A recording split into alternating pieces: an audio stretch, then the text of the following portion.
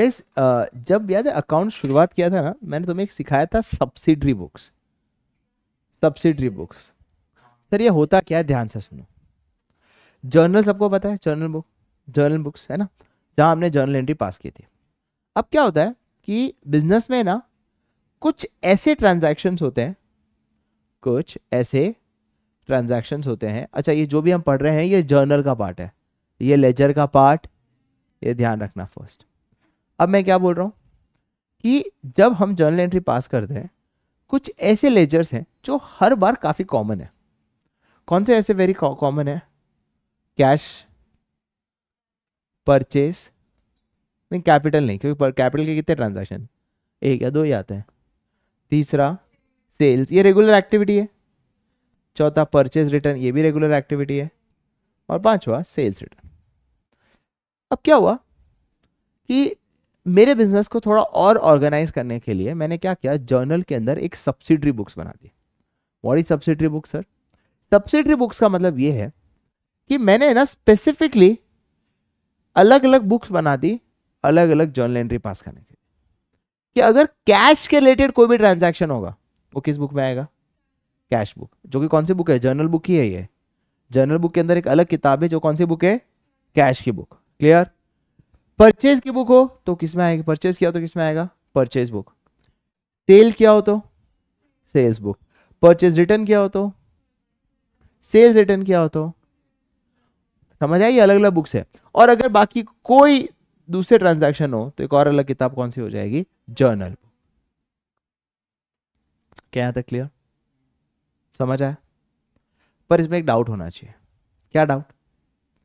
कि सर अगर cash purchase किया,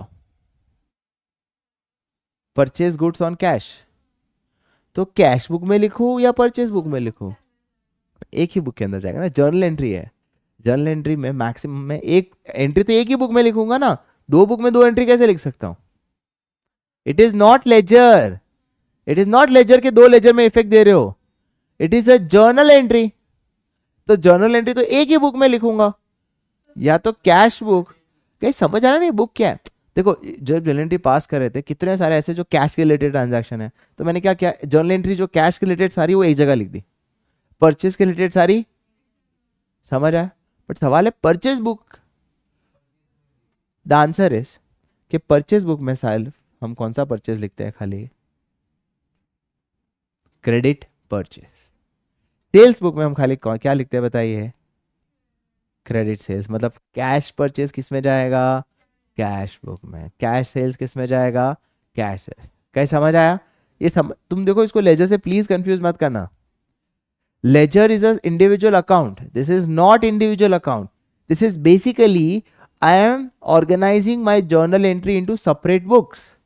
ये पता है भाई, जो कैश रिलेटेड जितनी भी जर्नल एंट्री है उसको एक किताब में लिख दो, क्रेडिट परचेज की जितनी भी जर्नल एंट्री है उसको दूसरे किताब में लिख दो। क्यों? ताकि ढूंढने में इजी रहे जर्नल एंट्री। अरे समझ आया? राइट। और बाकी जो इन कोई लेजर नहीं आता हो तो उसको कौन सी बुक में लिखोगे बताइए? Journal book. इसे बोलते हैं सब्सिडरी बुक का। इस लॉजिक समझ आया? ये जर्नल एंट्री है। क्लियर हुआ? मुझे एक बात बताओ, कैश बुक जब मैं खोलूंगा तो कौन सा लेजर कॉमन है? कैश, क्योंकि कैश बुक में सारी कैश। परचेज बुक में कौन सा लेजर कॉमन होगा? परचेज, है ना? तो बार बार कैश का नाम क्यों लिखूं? बार बार कैश का नाम क्यों लिखूं? इससे बढ़िया मैं क्या कर सकता हूं, जब जर्नल एंट्री बनाऊंगा मैं कैश बुक खोलूंगा, ये कैश बुक है, ये जर्नल एंट्री है, और उसके बीच में क्या बनाऊंगा? एक, sir this is not ledger, this is what? Cash book. This is journal book, subsidiary book.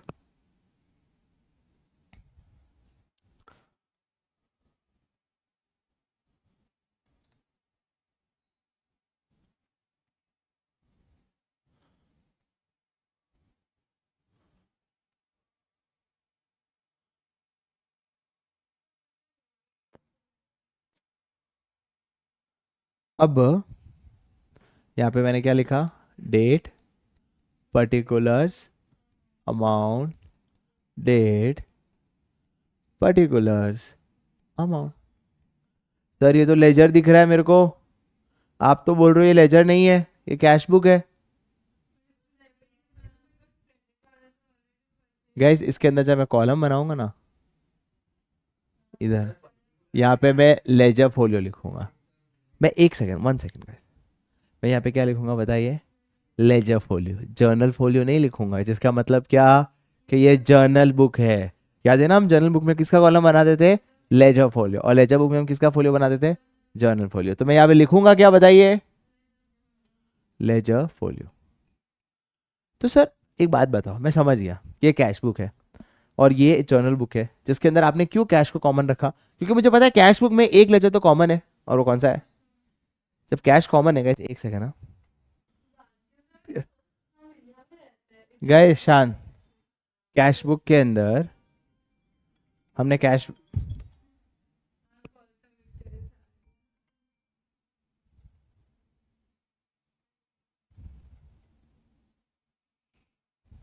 तो मैंने क्या कहा कि कैश बुक के अंदर हमने ये कैश कॉमन लेजर, इसलिए अपने बार बार लिखेंगे नहीं, जो दूसरा नाम है लेजर का वो लिखेंगे। तो सर लेजर भी तो यही करते हैं, लेजर भी तो यही करते हैं, तो फिर फर्क क्या हो जाएगा जर्नल बुक और कैश बुक में? तो ध्यान से सुनना कि जब हमने कैश बुक बना दिया ना, और इसका अमाउंट कौन से अकाउंट में जाएगा बताइए? लेजर का नाम कौन सा हो जाएगा? Cash account. उसमें वापस ये सब करेंगे नहीं, वहां पे सीधा क्या लिख देंगे बताइए? बाय कैश अकाउंट इतना बैलेंस है, क्योंकि इसका इफेक्ट ऑलरेडी हमने किस में दे दिया बताइए? कैश बुक में। कैसे समझ आया? सर ये सब्सिडरी बुक जर्नल बुक होती है या लेजर होती है? जर्नल बुक होती है। फर्स्ट चीज क्लियर हुआ। इसके अंदर वही ट्रांजैक्शंस आएंगे जो किसके रिलेटेड होगा? कैश। क्लियर? कैश आया तो किस साइड होगा? डेबिट। कैश गया तो किस साइड लिखेंगे? क्रेडिट। सर लेजर की तरह लिखना है, लिखना लेजर की तरह है, पर ये लेजर नहीं है, ये क्या है? एक जर्नल बुक और उसका सब्सिडरी बुक है ये। समझ गए गाइस? तो क्या हम इसमें नया सीखेंगे कुछ भी? नहीं।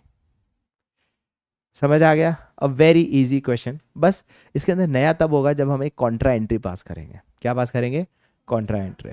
उसके पहले चलो अब शुरू करते हैं question number 1। So we are starting with question number 1 of TS Grewal. Ripendra Singh का हम बना रहे हैं। Ripendra started business with cash 2 lakh. Guys that क्या है बताइए? 1 Jan 2025।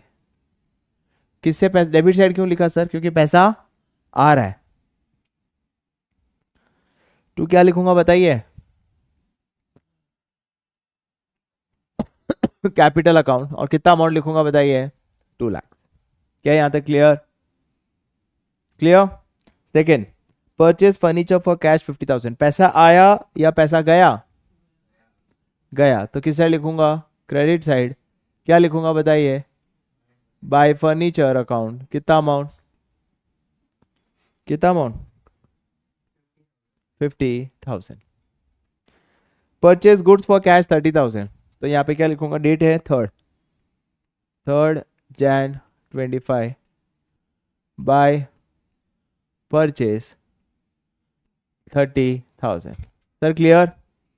अगला, पेड फ्रेट 500। अगेन पैसा गया, 5 Jan की एंट्री है, बाय फ्रेट अकाउंट। क्या लिखोगे? 500। अगला है sold goods for cash 28,000। Date है 7 टू सेल्स अकाउंट। कितना लिखूंगा? 28,000। Paid to Ramesh 20,000। कौन सी डेट है बताइए?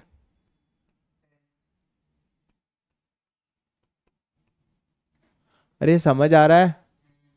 मैं गैस इसलिए फास्ट जा रहा हूं क्योंकि हमने लेजर किया हुआ है। अगला, sold goods for cash 10,000, 15 Jan। To क्या लिखूंगा? Sales account. और यहाँ पे अमाउंट कितना लिखूंगा? 10,000। Paid wages 10,000, 28 Jan।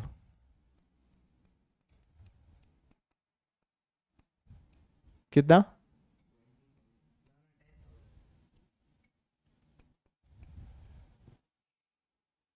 Purchase goods 25 Jan को फ्रॉम राज ऑन क्रेडिट। क्या ये आएगा?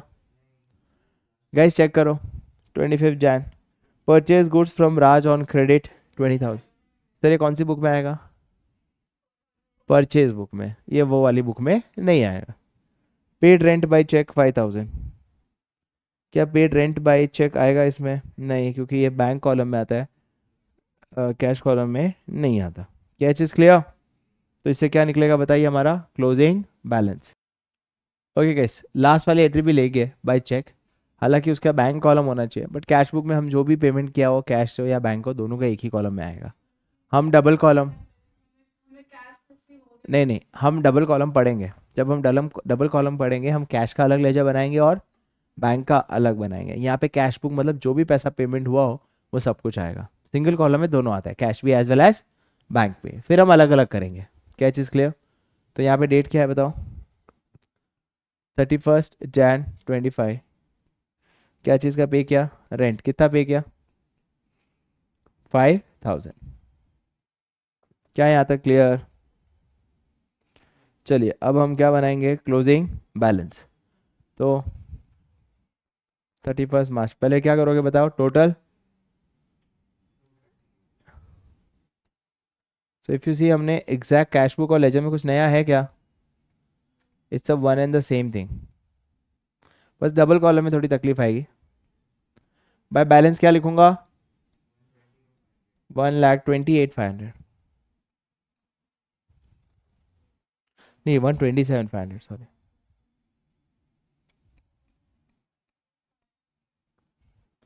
टू लाख 28, 238 है ना? 138, 133, 133,500 आ रहा है ना? नहीं 132,500 आ रहा है, पर ये कुछ 5,000 का मिस हो गया क्या?